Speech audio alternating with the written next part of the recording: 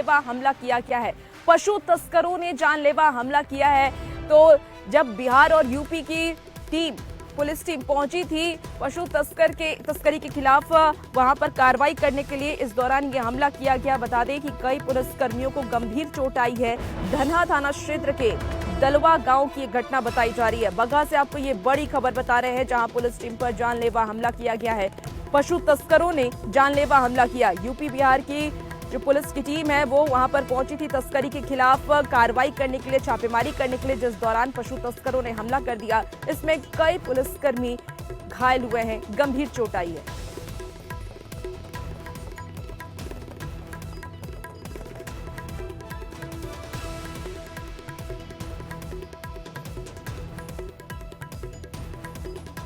और इस बीच समस्तीपुर से बड़ी खबर, जहां रंगदारी नहीं देने के बाद से गोलीबारी की घटना को अंजाम दिया गया है। खबर है कि कंस्ट्रक्शन कंपनी के कर्मचारी पर गोलीबारी की गई। बताया जा रहा है कि 4 से 5 की संख्या में अपराधी पहुंचे थे, जिन्होंने इस गोलीबारी की घटना को अंजाम दिया है। तो दहशत फैलाने की कोशिश की गई है। पुलिस मामले की तफ्तीश में जुटी हुई है। जो बता दें कि 4 से 5 की संख्या इनकी थी। अपराधी गोली मारकर फरार हो गए। 10 लाख रुपए रंगदारी नहीं देने पर गोली मारने की बात कही जा रही है। घायल कर्मचारी को सदर अस्पताल भेजा गया है। बीपीसीएल का काम अंजलि कंस्ट्रक्शन कंपनी करती है, जिसके कर्मचारी को निशाना बनाया गया। कंपनी का गैस पाइपलाइन बिछाने का काम चल रहा है। तो समस्तीपुर के रोसड़ा के हरपुर में इस बड़ी वारदात को अंजाम दिया गया है, जहां कंस्ट्रक्शन कंपनी के कर्मचारी को गोली मार दी गई। 10 लाख रुपए रंगदारी नहीं देने पर इस गोलीबारी की घटना को अंजाम दिया गया है। रोसड़ा में हुआ। अच्छा, कहाँ क्या कर रहे थे? गैस लाइन का काम कर रहे थे। अच्छा, हम ऑपरेटर थे। हाँ। एक आदमी आया, धमकी दिया तो मशीन बंद कर दो। हाँ। हमने बंद कर दिया। हाँ। तो ट्रैक्टर उधर से हटाया था। इस चक्कर में जो आया, एक आदमी को, हमारा सुपरवाइजर को मारा भी। और उसके बाद जो है सो हम लोग थोड़ा सा खराब हुए तो फायरिंग किया, तो हमको गोली लगी। उसने भी वो काम बंद कर दिया। उसके बाद फिर हमारा जो सुपरवाइजर था, मुंशी था, वो मतलब सारा सामान सबमिट करके, और 200-300 मीटर पीछे ट्रक लगा हुआ था मशीन का। तो ट्रक के पास ट्रैक्टर ले जा करके साइड कर रहा था। तो वो बोला कि ट्रैक्टर काहे हटा दिया, तो उसने गोली चला दिया इस पर। इसी बीच देखिए पटना से एक और बड़ी खबर सामने आ रही है, जहां बंटी और बबली का बड़ा कारनामा सामने आया है। 6 करोड़ की ठगी का कारनामा सामने आया है। लोगों से ये ठगी करते थे। बड़ी खबर आपको इस वक्त पटना से बता रहे हैं, जहां नॉन बैंकिंग कंपनी की आड़ में लोगों से ठगी की जा रही थी। तो आपको बता दें कि 3 साल से पीड़ित कार्यालय का चक्कर लगा रहे थे। लोक निधि कल्याण लिमिटेड के नाम पर ये ठगी हुई।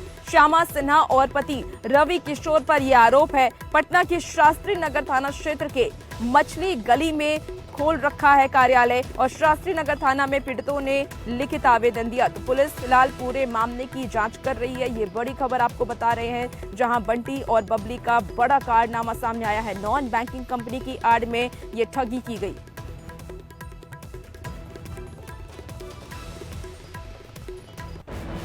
मुकेश अंबानी आज गयाजी आ सकते हैं, और खबर ये है कि गयाजी में पिंडदान को लेकर के मुकेश अंबानी यहां पहुंच सकते हैं। पूरा परिवार इनके साथ होगा, और जाहिर सी बात है कि कई जो धार्मिक अनुष्ठान है वो करने में ये पूरा परिवार विश्वास रखता है। और ऐसे में मुकेश अंबानी के आगमन को लेकर के प्रशासनिक तैयारियां भी तेज कर दी गई है। बता दें कि पूरे परिवार के साथ मुकेश अंबानी आ सकते हैं। दोपहर बाद गयाजी मुकेश अंबानी आ सकते हैं, जहां अपने पूर्वजों का पिंडदान वो करेंगे, और उनके आगमन को लेकर के प्रशासन ने अपनी पूरी तैयारी कर ली है। तो आज मुकेश अंबानी गयाजी आ सकते हैं और अपने पूर्वजों का पिंडदान करना है।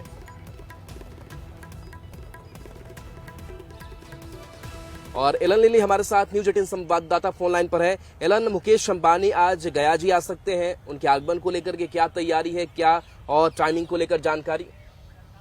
देखिए, अभी गया जी में जो है पितरों की मोक्ष की कामना के लिए पिंडदान किया जा रहा है, और देश ही नहीं बल्कि विदेशों से भी जो लोग आ रहे हैं। और इसी क्रम में जो है, और जो वीवीआईपी जो है उनका भी अब आगमन होने लगा है। इसी क्रम में जो है आज देश के बड़े उद्योगपति मुकेश अंबानी का भी जो आगमन होने, और बताया जाता है कि लगभग 2 बजे के बाद, यानी कि दोपहर के बाद जो है मुकेश अंबानी गया जी एयरपोर्ट पहुंचेंगे, और कड़ी सुरक्षा के बीच जो है उन्हें विष्णुपद मंदिर ले जाया जाएगा, जहां वीवीआईपी स्थान पर जो है उनका पिंडदान कराया जाएगा। अब बताया जाता है कि मुकेश अंबानी जी के साथ साथ जो है उनके पूरे परिवार भी जो है वो भी उनका आगमन होने वाला है। तो वहीं अगर कल की बात करें तो कल देश के भारत के राष्ट्रपति जो है द्रौपदी मुर्मू जो है वो भी गया जी आने वाले हैं और वो भी अपने पूर्वजों की मौत की कामना के लिए वो पिंडदान करेंगे। और दोनों जो वीवीआईपी के आगमन को लेकर के जिला प्रशासन ने भी पूरी पुख्ता तैयारी कर रही है और लगभग तैयारी भी जो पूरी तरह कर ली गई है।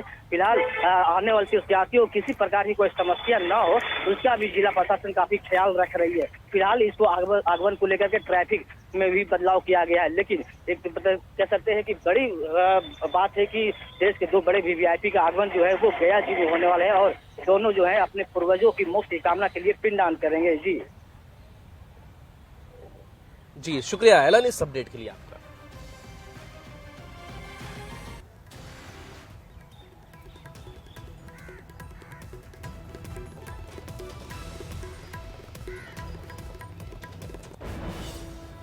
सीडीएस जनरल अनिल चौहान ने ऑपरेशन सिंदूर को लेकर के एक बड़ा खुलासा किया है। दरअसल ऑपरेशन सिंदूर की टाइमिंग को लेकर के ये खुलासा किया गया है कि ऑपरेशन सिंदूर भारत की तरफ से जो चलाया गया था वो आधी रात में ही क्यों किया गया। दरअसल उन्होंने ये कहा है कि हम निर्दोष लोगों को बचाना चाहते थे और इसीलिए आधी रात का वक्त रखा गया ताकि निर्दोष लोग, क्योंकि सुबह का जब वक्त होता है 5:30-6 बजे का जो वक्त होता है आम लोग भी बाहर निकलते हैं, ऐसे में उनकी जान को खतरा ना हो इसीलिए ये ऑपरेशन आधी रात में किया गया। आपको बता दें कि उन्होंने ये भी कहा है कि सुबह का वक्त 5:30-6 बजे के वक्त अगर हमला करना आसान होता, लेकिन उस वक्त अनजान और लोगों की आवाजाही शुरू हो जाती है जिसमें कई निर्दोष लोगों की जान जा सकती थी और इसीलिए ऑपरेशन को आधी रात के बाद अंजाम दिया गया। हमने जो है 7 तारीख को जो टेररिस्ट टारगेट 9 चुने थे उनको हमने रात के 1 बजे लेकर के 1:30 बजे के बीच में स्ट्राइक किया। आपको पता है इसके पहले बालाकोट के ऑपरेशन हुए थे और बालाकोट के ऑपरेशन हम कहते रह गए कि ये हमने मारे हैं, सक्सेसफुल हैं, लेकिन एविडेंस या इस तरह की सैटेलाइट इमेजरी या फोटोग्राफ नहीं थे।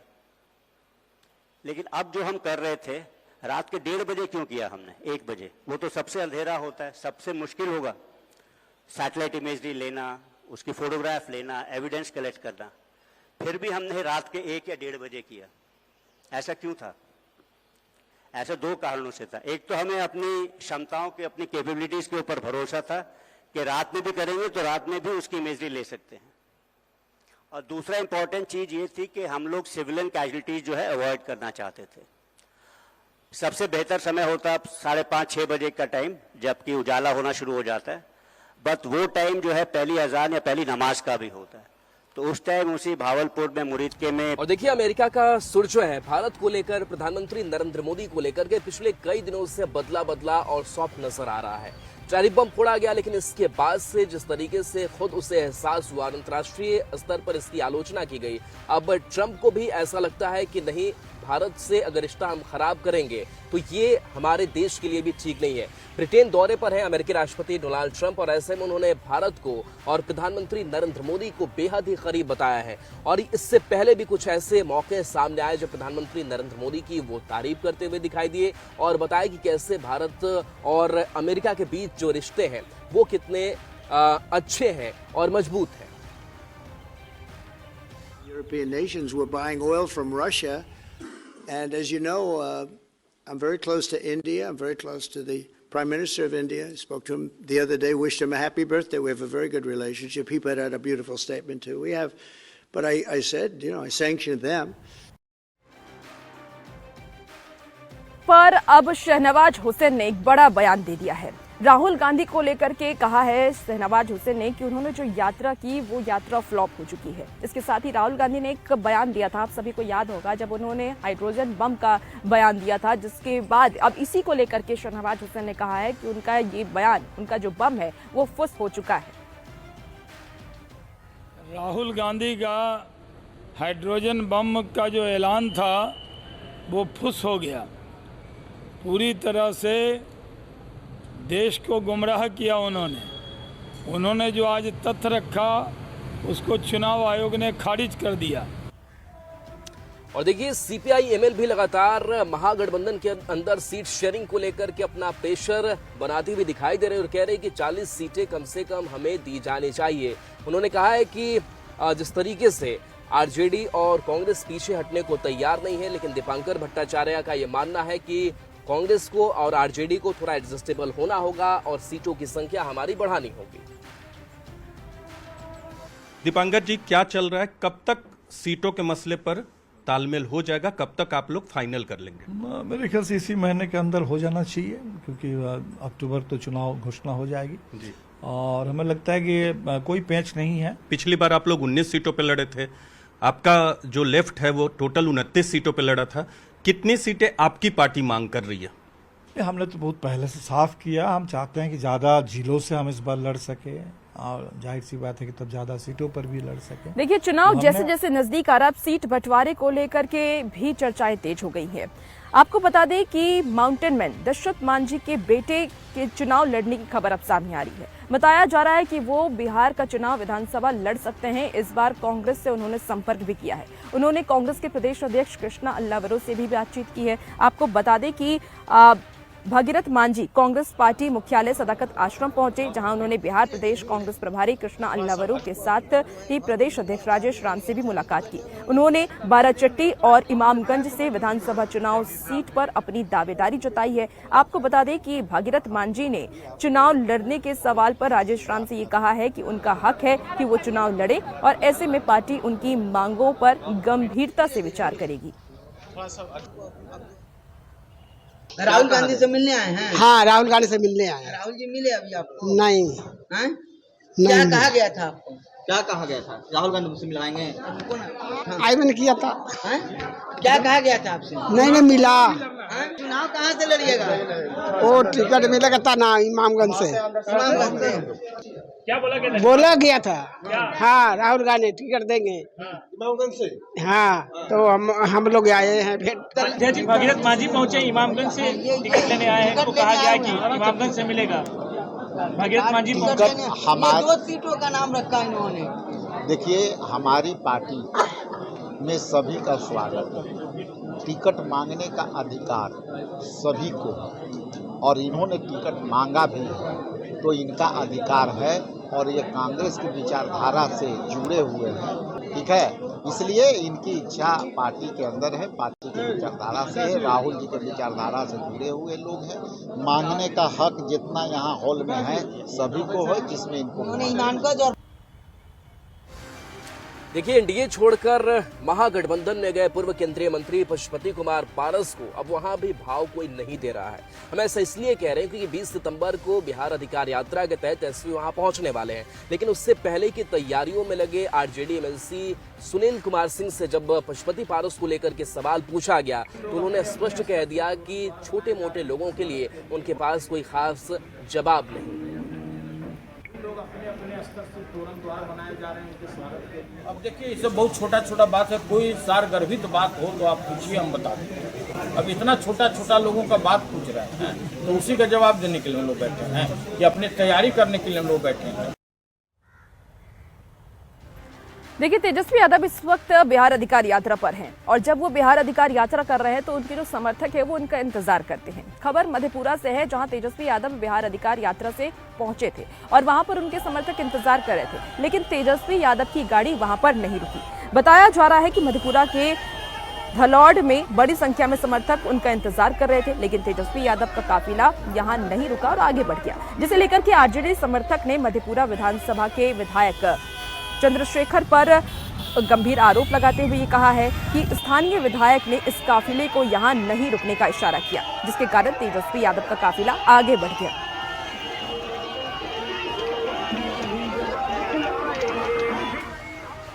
क्या जो विधायक जो है वर्तमान सिटिंग विधायक जो है वो उनके बगल में बैठे हुए थे, उनके इशारे पर उसने गाड़ी को बढ़ा दिया।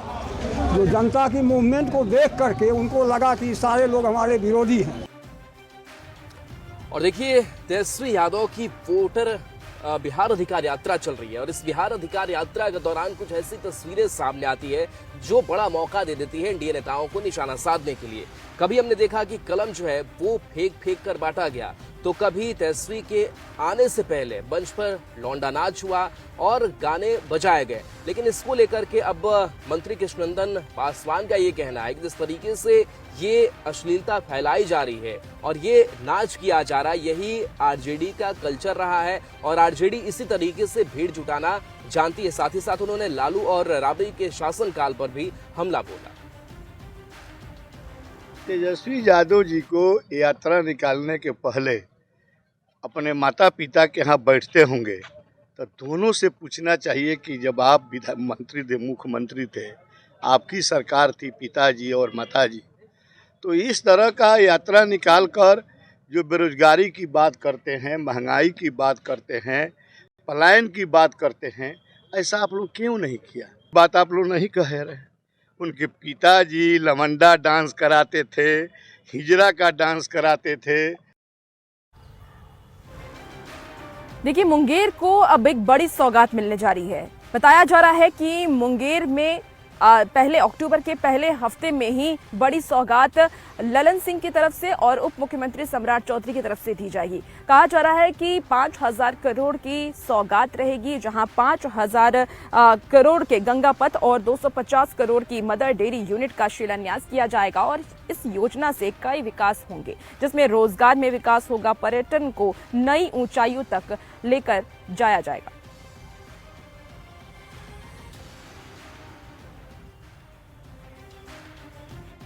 जमालपुर औद्योगिक क्षेत्र में उनको आवंटित हुआ है, जमीन स्थानांतरित हो गया है और उस पर लगभग 250 करोड़ रुपए की लागत से एक मिल्क प्रोसेसिंग यूनिट बनेगा, जिससे मुंगेर, बांका, भागलपुर, लखीसराय, जमुई, ये सारे जिला में मदर डेयरी अपनी कोऑपरेटिव सोसाइटी गांव-गांव में बनाएगी और मिल्क कलेक्शन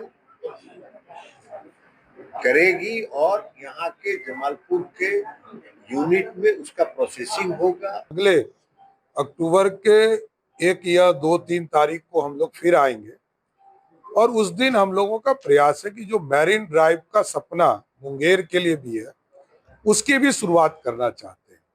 मदर डेयरी की भी शुरुआत होगी और भी जो बचे योजना है जिसका कार्य प्रारंभ आगे बढ़ाने का काम, इसकी उस दिन जो बचे हुए जितने कार्य होंगे उसकी शुरुआत करेंगे। और देखिए, औरंगाबाद में महागठबंधन के अंदर जो दरार है वो खुलकर सामने आ रही। 13 सितंबर को एक कांग्रेस का सम्मेलन था जिसमें आरजेडी ने भागीदारी नहीं की। ठीक उसके कुछ ही दिन बाद से आरजेडी ने भी एक सम्मेलन उसी जगह पर किया जिसमें कांग्रेस नेताओं की उपस्थिति नहीं रही। तो इसको लेकर के कई जो कयास है वो भी लगने शुरू हो गए कि औरंगाबाद में सब कुछ ठीक ठाक नहीं चल रहा है। लेकिन इन सब के बीच आरजेडी के नेता है सुरेश पासवान, उन्होंने इस बात को सिरे से खारिज किया और कहा कि सब कुछ ठीक ठाक है। संवाददाता संजय की इस रिपोर्ट को दिखाते हैं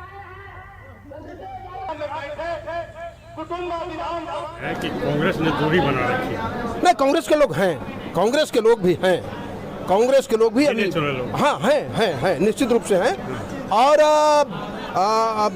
जनता मालिक है ना, मेन जनता है ना, तो इस जनता का जो जनसैलाब उमड़ा है वह कुछ इशारा करने के लिए आया है। अब इशारा के बारे में मैं उनके तरह नहीं कुछ बोलूंगा जो पिछले दिन कोई बात हो गया।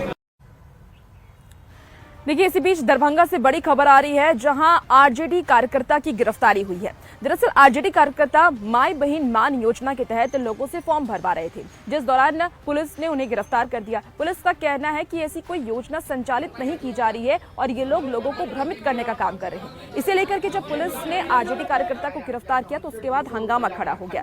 बताया जा रहा है कि उन अधिकारी ने ये माना है कि इस नाम से कोई सरकारी योजना नहीं संचालित की जा रही है, ऐसे में धोखाधड़ी भी हो सकती है। तो वहीं गिरफ्तारी की खबर मिलते ही आरजेडी कार्यकर्ताओं में आक्रोश फैल गया। मौके पर पूर्व केंद्रीय मंत्री और राजद के वरिष्ठ नेता अली अशरफ फातिमी के साथ ही पूर्व विधायक और राजद नेता भोला यादव सहित सैकड़ों कार्यकर्ता थाने पर पहुंच गए और घंटों मशक्कत के बाद बहस के बाद उन्हें छुड़ा लिया।